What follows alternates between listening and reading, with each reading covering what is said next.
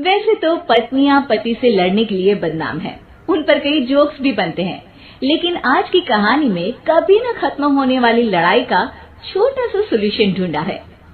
रीना की शादी गौरव से होती है। गौरव उम्र में रीना से बड़ा होता है, तो उसकी आदतें और उसका रहन सहन भी रीना से कहीं ज्यादा परिपक्व होता है। देखो गौरव, कैसी है ये ड्रेस? अरे रीना, क्या क्या पहनती हो? सिंपल साड़ी में कितनी सुंदर लगती हो, जानती भी हो तुम।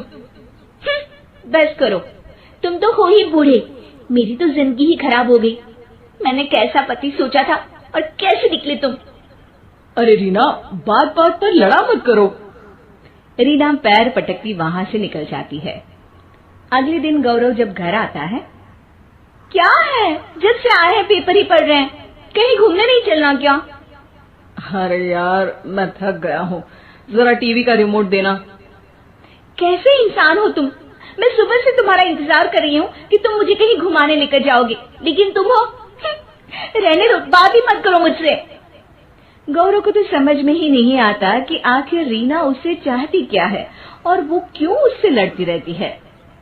एक दिन, अरे रीना, खाने में क्या बनाया है? भूख लगी है। आज ना मैंने साउथ इंडियन खाना बनाया है, डोसा और इडली। बोलिए तो लगा दूं? अरे सांभर के साथ चावल दे दो ना, तुम्हें तो पता है इन सब चीजों से मेरा पेट नहीं भरता। ये सुनकर रीना का पारा 7वें आसमान में चढ़ जाता है।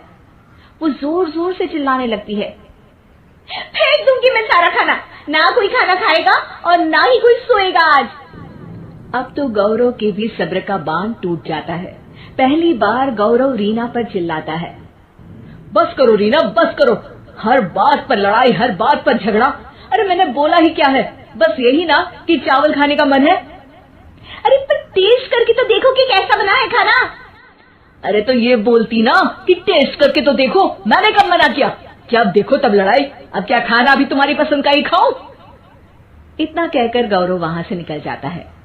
अब क्या था, कभी न बोलने वाले गौरव के मुंह से इतनी बात सुनकर रीना का पारा हाई हो जाता है। वो वहां से पास में ही अपनी सहेली के घर चली जाती है। अरे क्या हुआ रीना, क्यों रो रही है तू? मैं गौरव के साथ नहीं रह सकती यार, वो बिल्कुल अच्छा नहीं है, उसकी सोच मेरी सोच से बिल्कुल मेल नहीं खाती। अरे ये तो भगवान ने नियम बनाया है, पति पत्नी कभी भी एक दूसरे के जैसे हो ही नहीं सकते। कहते हैं ना, दोनों गाड़ी के दो पहिए होते हैं। वैसे हुआ क्या है ये तो बता। अरे तू तो जानती है ना मैं कितना बोलती हूँ, और वो तो कुछ बोलते ही नहीं। तो समस्या ये है? अरे नहीं यार, तो फिर समस्या क्या है? यार मेरे जैसा खाते नहीं, मेरे मन लायक पहनते नहीं, कुछ न बोलना, हमेशा अपने ही ख्यालों में रहना। यार शादी की है, एक दोस्त की तलाश थी, ये तो बस ऐसा है कि जिंदगी खत्म होने का इंतजार कर रहे हैं। अच्छा, तो तुझे शाहरुख खान जैसा पति चाहिए जो बाइक में शर्ट खोलकर घूमे या फिर पत्नी के साथ रास्ते में गाना गाए? शायद हाँ, लेकिन वो तो फिल्मों में होता है ना। अब तेरे पति को ही देख ले, कितने हंसमुख है, जब देखो सबके बीच आकर सबसे बातें करते हैं, मस्ती मजाक, और ये एक कोने में बैठे रहते हैं या फिर अपने कमरे में ही बैठे रहते हैं। अगर मैं कहूँ कि मुझे तेरे पति जैसे लड़के अच्छे लगते हैं, गंभीर, सुलझे, कम बोलने वाले, तो? अरे क्या बात कर रही है, ये भी किसी को पसंद होगा क्या? क्यों नहीं, मुझे नहीं अच्छा लगता। वो मेरी किसी भी सहेली के सामने आकर मजाक करने लगते हैं, हर वक्त बोलते रहते हैं। अरे मर्द तो शांत ही अच्छे लगते हैं। अब तो रीना के पास बोलने के लिए कुछ नहीं था। वो समझ रही थी कि उसे जो मिला वो किसी का सपना हो सकता है।